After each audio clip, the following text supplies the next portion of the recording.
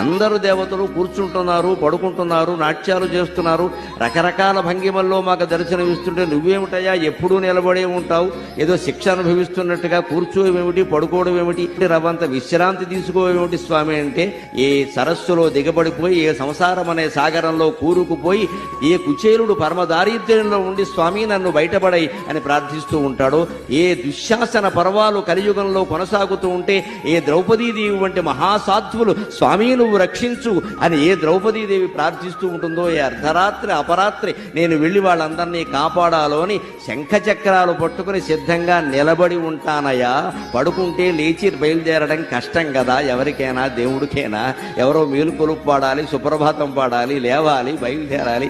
అంతకంటే నిలబడి సిద్ధంగా ఆయుధాలతో సహా ఉంటే వెళ్ళి కాపాడొచ్చును కదా అని నిలబడి ఉంటానయ్యా అనే సమాధానాన్ని స్వామి నా మనస్సులో స్ఫురింపజేశారు శ్రీ వెంకటేశ్వర లీలగా.